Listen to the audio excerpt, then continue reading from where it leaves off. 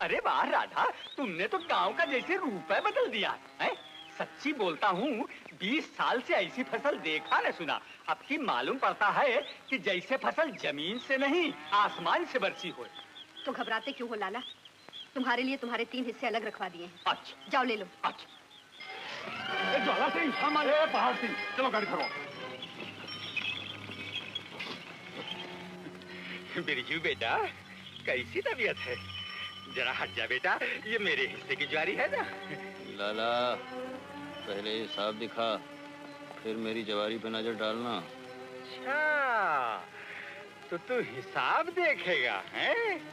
अब सुखी लाला के ये दिन आ गए बेटा कि हिसाब दिखाना पड़ेगा।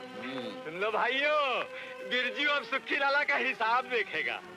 अरे बेटा, तेरे बाप ने हिसाब नहीं देखा तो तू क्या देखेगा? बाप का हिसाब बेटा देखेगा। देख ले भैया, देख ले, हिसाब दिखाओ। अच्छा, अच्छा। क्या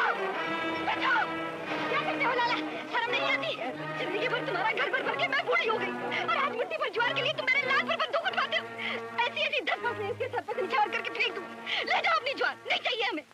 मैंने बंदूक उठाने कब कहा था? अरे बंदूक उठाना है तो कहीं पलटन में जाके नौकरी करो, मेरे यहाँ बंदूक का क्या काम है? मैंने तो हिसाब दिखाने को कहा था राधा। चलो उठाओ ज्वारी, जो काम करने को करते नहीं, बंदूक उठाने चले हो। अरे मुंह क्या देखते हो, उठाओ ज्वारी। बिजू, माँ, एक दाना नहीं लेने दूंगा। बिजू, बिजू, उसका बाकी है तो देना ही पड़ेगा। हट, ले जा अपनी ज्वारी। जी तारा बेटा, अरे मेरा मुंह क्या ताक रहा हो, जल्दी उठवाओ।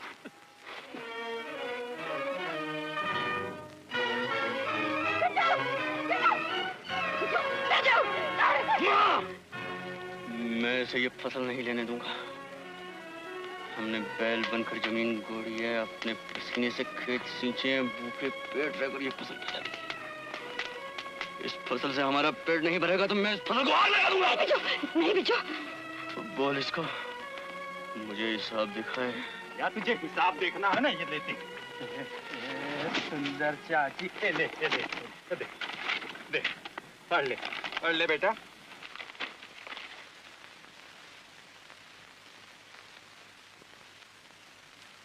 माँ, तू पढ़।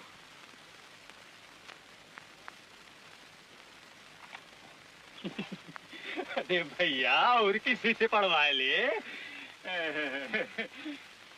तू पढ़। अरे पढ़ो ना भैया, इसमें शर्माने की कौन बात है? बिरजू को हिसाब समझना है, पढ़ के समझा दो उसे। काका तू पढ़। बिरजू, ये विद्या है विद्या। क्या हम लोगों को पढ़ना आता तो ये दिन थोड़े देखने पड़ते क्या? तो फिर बिना समझाए अंगूठे बना दिए? अरे इससे तो तेरी दादी का अंगूठा भी बना हुआ है। क्या?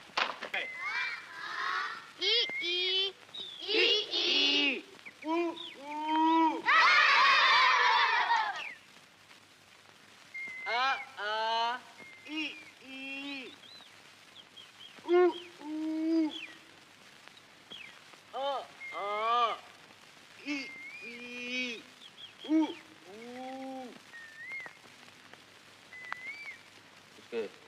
इसके आगे क्या है? इसके आगे गांव की लड़कियों के घड़े, तेरे पत्थर, कबड्डी, गिल्ली डंडा। 3 बरस के बाद आज पूछने आया है कि ऊ के आगे क्या है? कहाँ था? यही तो था, इमली के पेड़ के पीछे छुपकर रोज तुमको देखता था। छुपकर? क्यों? मुझे तुमसे डर तो नहीं, मगर डर सा कुछ लगता है। मेरे सर पे सींग है जो डर लगता है? नहीं तो तुम तो बहुत अच्छी हो, सारे गांव की लड़कियों से अच्छी हो। तुमने तो इतनी झोपड़ियां पड़ी हैं और मुझे तो आ आ ई ई ऊ ऊ इसके आगे कुछ आया ही नहीं। मुझे बहुत शर्म लगती है तुझसे। आज शर्म नहीं आई? आज भी शर्म आ रही है। और आज सुखी आया था। मुझे कल सवेरे तक आ से लेकर सुखी की चौपड़ी तक सब चौपड़ियां पढ़ना है। बिरजू, तू सुखी लाला की चौपड़ी पढ़ेगा? उसी में तो सबसे कठिन विद्या है ना। उसमें विद्या नहीं है। मैंने अपनी आंखों से देखी है, मैंने सबको दिखाई है, उसमें भी वैसे ही अक्षर है। चंद्रा, 20 बरस से हम सुखी को उसके 5 रुपए चुकाने के लिए अपनी फसल के 3 हिस्से हर बरस देते हैं। उसने हमारी 20 बीघा जमीन भी छीन ली है। मेरी माँ के हाथों से सोने के कंगन उतरवा के उसमें काले तागे बनवा दिए हैं। पर उसकी चोपड़ी की विद्या से उसका कर्जा अब तक हम पर खड़ा है। कितनी जालिम विद्या है, ऐसी कैसी विद्या हो सकती है? यही मुझे पढ़ना है, यही मुझे समझना है, यही मुझे समझना है। तुझे समझना है? अच्छा, ये तेरी दादी की 25 बीघा जमीन, इस पर 500 रुपए उधार लिए। पहली फसल 400 की हुई, 3 हिस्सा सूद दिया, 1 हिस्सा तूने खाया। इसी तरह दूसरी फसल भी 400 की हुई। अरे बिरजू भैया, सब हिसाब गड़बड़ हो जाएगा। इसका माल उसके घर और उसका माल इसके घर पहुंच जाएगा। अरे नहीं नहीं बिरजू बेटा, अरे विद्या बेटा, बड़ा बाप बनेगा बेटा। मैंने तेरी सारी विद्या सीख ली है।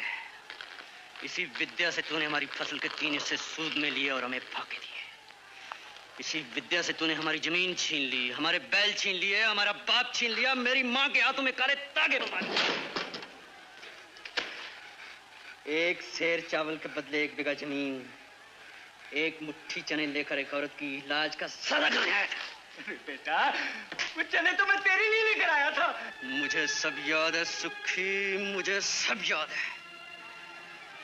मैं एक एक चीज का बदला लूंगा। तू भी डाकू, मैं भी डाकू। मुझे कानून नहीं छोड़ेगा, मैं तुझे नहीं छोड़ूंगा।